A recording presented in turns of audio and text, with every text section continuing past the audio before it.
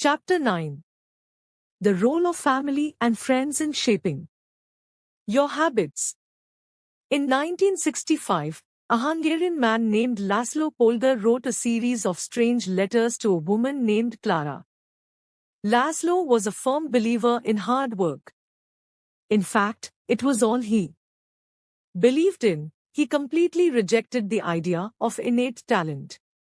He claimed that with deliberate practice and the development of good habits, a child could become a genius in any field. His mantra was, a genius is not born, but is educated and trained. Laszlo believed in this idea so strongly that he wanted to test it with his own children, and he was writing to Clara because he needed a wife willing to jump on board. Clara was a teacher and, although she may not have been as adamant as Laszlo, she also believed that with proper instruction, anyone could advance their skills. Laszlo decided chess would be a suitable field for the experiment, and he laid out a plan to raise his children to become chess prodigies. The kids would be homeschooled, a rarity in Hungary at the time. The house would be filled with chess books and pictures of famous chess players. The children would play against each other constantly and compete in the best tournaments they could find. The family would keep a meticulous file system of the tournament history of every competitor the children faced. Their lives would be dedicated to chess. Laszlo successfully courted Clara, and within a few years, the Polgars were parents to 3 young girls, Susan, Sofia, and Judith. Susan, the oldest, began playing chess when she was 4 years old. Within 6 months, she was defeating adults. Sofia, the middle child, did even better. By 14, she was a world champion, and a few years later, she became a grandmaster. Judith, the youngest, was the best of all. By age 5, she could beat her father. At 12, she was the youngest player ever listed among the top 100 chess players in the world. At 15 years and 4 months old, she became the youngest grandmaster of all time, younger than Bobby Fischer, the previous record holder. For 27 years, she was the #1 ranked female chess player in the world. The childhood of the Polgar sisters was atypical, to say the least. And yet, if you ask them about it, they claim their lifestyle was attractive, even enjoyable. In interviews, the sisters talk about their childhood as entertaining rather than grueling. They loved playing chess. They couldn't get enough of it. Once, Laszlo reportedly found Sofia playing chess in the bathroom in the middle of the night. Encouraging her to go back to sleep, he said, "Sofia, leave the pieces alone." To which she replied, "Daddy, they won't leave me alone." The Polgar sisters grew up in a culture that prioritized chess above all else, praised them for it, rewarded them for it. In their world, an obsession with chess was normal. And as we are about to see, whatever habits are normal in your culture are among the most attractive behaviors you'll find. The seductive pull of social norms. Humans are herd animals. We want to fit in, to bond with others, and to earn the respect and approval of our peers. Such inclinations are essential to our survival. For most of our evolutionary history, our ancestors lived in tribes. Becoming separated from the tribe, or being cast out, was a death sentence. The lone wolf dies, but the pack survives. Meanwhile, those who collaborated and bonded with others enjoyed increased safety, mating opportunities, and access to resources. As Charles Darwin noted, in the long history of humankind, those who learn to collaborate and improvise most effectively have prevailed. As a result, one of the deepest human desires is to belong. And this ancient preference exerts a powerful influence on our modern behavior. We don't choose our earliest habits, we imitate them. We follow the .sc ripped handed down by our friends and family, our church or school, our local community and society at large. Each of these cultures and groups comes with its own set of expectations and standards, when and whether to get married, how many children to have, which holidays to celebrate, how much money to spend on your child's birthday party. In many ways, these social norms are the invisible rules that guide your behavior each day. You're always keeping them in mind, even if they are at the not top of your mind. Often, you follow the habits of your culture without thinking, without questioning, and sometimes without remembering. As the French philosopher Michel de Montaigne wrote, the customs and practices of life in society sweep us along. Most of the time, going along with the group does not feel like a burden. Everyone wants to belong. If you grow up in a family that rewards you for your chess skills, playing chess will seem like a very attractive thing to do. If you work in a job where everyone wears expensive suits, then you'll be inclined to splurge on one as well. If all of your friends are sharing an inside joke or using a new phrase, you'll want to do it, too, so they know that you get it. Behaviors are attractive when they help us fit in. We imitate the habits of three groups in particular. 1. The close. 2. The many. 3. The powerful. Each group offers an opportunity to leverage the second law of behavior change and make our habits more attractive. 1. Imitating the close proximity has a powerful effect on our behavior. This is true of the physical environment, as we discussed in Chapter 6, but it is also true of the social environment. We pick up habits from the people around us. We copy the way our parents handle arguments, the way our peers flirt with one another, the way our coworkers get results. When your friends smoke pot, you give it a try, too. When your wife has a habit of double-checking that the door is locked before going to bed, you pick it up as well. I find that I often imitate the behavior of those around me without realizing it. In conversation, I'll automatically assume the body posture of the other person. In college, I began to talk like my roommates. When traveling to other countries, I unconsciously imitate the local accent despite reminding myself to stop. As a general rule, the closer we are to someone, the more likely we are to imitate some of their habits. One groundbreaking study tracked 12,000 people for 32 years and found that a person's chances of becoming obese increased by 57% if he or she had a friend who became obese. It works the other way, too. Another study found that if one person in a relationship lost weight, the other partner would also slim down about 1/3 of the time. Our friends and family provide a sort of invisible peer pressure that pulls us in their direction. Of course, peer pressure is bad only if you're surrounded by bad influences. When astronaut Mike Massimino was a graduate student at MIT, he took a small robotics class. Of the 10 people in the class, 4 became astronauts. If your goal was to make it into space, then that room was about the best culture you could ask for. Similarly, one study found that the higher your best friend's IQ at age 11 or 12, the higher your IQ would be at age 15, even after controlling for natural levels of intelligence.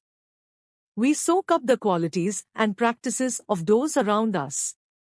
One of the most effective things you can do to build better habits is to join a culture where your desired behavior is the normal behavior. New habits seem achievable when you see others doing them every day. If you are surrounded by fit people, you're more likely to consider working out to be a common habit.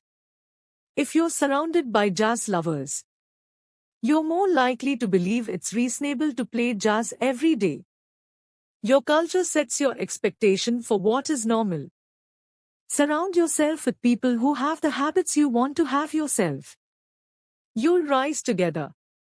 To make your habits even more attractive, you can take this strategy one step further. Join a culture where 1. Your desired behavior is the normal behavior and 2. You already have something in common with the group. Steve Kung, an entrepreneur in New York City, runs a company called Nerd Fitness, which helps nerds, misfits, and mutants lose weight, get strong, and get healthy. His clients include video game lovers, movie fanatics, and average Joes who want to get in shape. Many people feel out of place the first time they go to the gym or try to change their diet, but if you are already similar to the other members of the group in some way, say, your mutual love of Star Wars, change becomes more appealing because it feels like something people like you already do.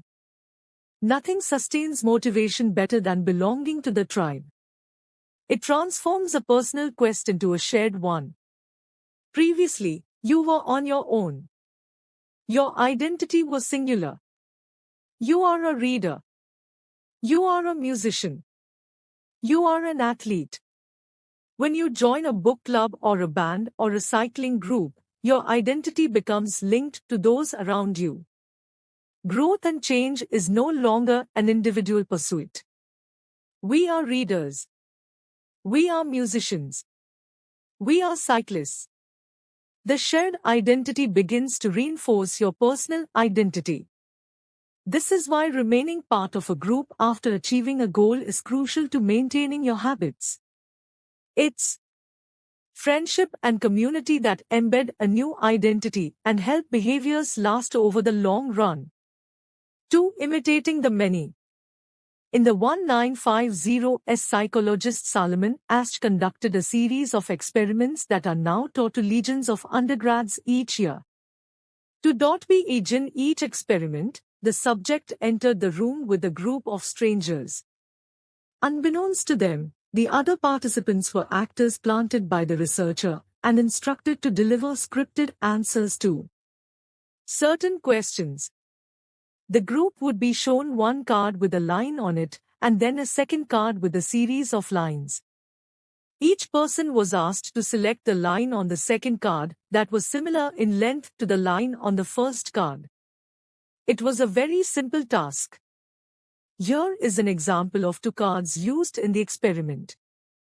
Conforming to social norms. Figure 10. This is a representation of two cards used by Solomon Asch in his famous social conformity experiments. The length of the line on the first card, left, is obviously the same as line C, but when a group of actors claimed it was a different length, the research subjects would often change their minds and go with the crowd rather than believe their own eyes. The experiment always began the same.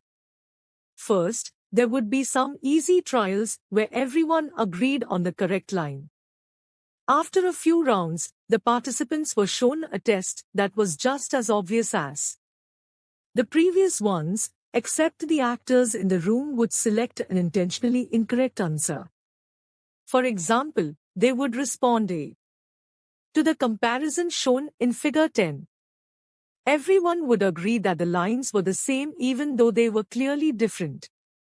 The subject, who was unaware of the ruse, would immediately become bewildered. Their eyes would open wide. They would laugh nervously to themselves. They would double-check the reactions of other participants. Their agitation would grow as one person after another delivered the same incorrect response. Soon, the subject began to doubt their own eyes. Eventually, they delivered the answer they knew in their heart to be incorrect.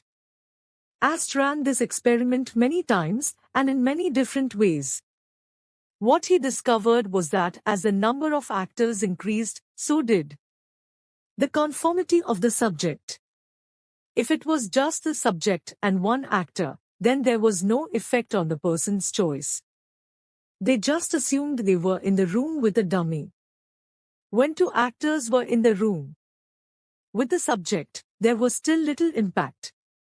But as the number of people increased to 3 actors and 4 and all the way to 8, the subject became more likely to second-guess themselves. By the end of the experiment, Nearly 75% of the subjects had agreed with the group answer even though it was obviously incorrect. Whenever we are unsure how to act, we look to the group to guide our behavior. We are constantly scanning our environment and wondering, what is everyone else doing? We check reviews on Amazon or Yelp or TripAdvisor because we want to imitate the best buying, eating, and travel habits. It's usually a smart strategy. There is evidence in numbers. But there can be a downside. The normal behavior of the tribe often overpowers the desired behavior of the individual. For example, one study found that when a chimpanzee learns an effective way to crack nuts open as a member of one group and then switches to a new group that uses a less effective strategy, it will avoid using the superior nut cracking method just to blend in with the rest of the chimps. Humans are similar. There is tremendous internal pressure to comply with the norms of the group. The reward of being accepted is often greater than the reward of winning an argument, looking smart, or finding truth. Most days, we'd rather be wrong with the crowd than be right by ourselves. The human mind knows how to get along with others. It wants to get along with others. This is our natural mode. You can override it. You can choose to ignore the group or to stop caring what other people think, but it takes work. Running against the grain of your culture requires extra effort. When changing your habits means challenging the tribe, change is unattractive. When changing your habits means fitting in with the tribe, change is very attractive. 3. Imitating the powerful. Humans everywhere pursue power, prestige, and status. We want pins and medallions on our jackets. We want president or partner in our titles. We want to be acknowledged, recognized, and praised. This tendency can seem vain, but overall, it's a smart move. Historically, a person with greater power and status has access to more resources, worries less about survival, and proves to be a more attractive mate. We are drawn to behaviors that earn us respect, approval, admiration, and status. We want to be the one in the gym who can do muscle-ups, or the musician who can play the hardest chord progressions, or the parent with the most accomplished children because these things separate us from the crowd. Once we fit in, we start looking for ways to stand out. This is one reason we care so much about the habits of highly effective people. We try to copy the behavior of successful people because we desire success ourselves. Many of our daily habits are imitations of people we admire. You replicate the marketing strategies of the most successful firms in your industry. You make a recipe from your favorite baker. You borrow the storytelling strategies of your favorite writer. You mimic the communication style of your boss. We imitate people we envy. High-status people enjoy the approval, respect, and praise of others. And that means if a behavior can get us approval, respect, and praise, we find it attractive. We are also motivated to avoid behaviors that would lower our status. We trim our hedges and mow our lawn because we don't want to be the slob of the neighborhood. When our mother comes to visit, we clean up the house because we don't want to be judged. We are continually wondering what will others think of me, and altering our behavior based on the answer. The Polgar sisters, the chess prodigies mentioned at the beginning of this chapter, are evidence of the powerful and lasting impact social influences can have on our behavior. The sisters practiced chess for many hours each day and continued this remarkable effort for decades. But these habits and behaviors maintained their attractiveness, in part, because they were valued by their culture. From the praise of their parents to the achievement of different status markers like becoming a grandmaster, they had many reasons to continue their effort. Chapter Summary. The culture we live in determines which behaviors are attractive to us. We tend to adopt habits that are praised and approved of by our culture because we have a strong desire to fit in and belong to the tribe. We tend to imitate the habits of three social groups: the close, family and friends; the many, the tribe; and the powerful, those with status and prestige. One of the most effective things you can do to build better habits is to join a culture where 1. Your desired behavior is a normal behavior, and 2. You already have something in common with the group. The normal behavior of the tribe often overpowers the desired behavior of the individual. Most days, we'd rather be wrong with the crowd than be right by ourselves. If a behavior can get us approval, respect, and praise, we find it attractive.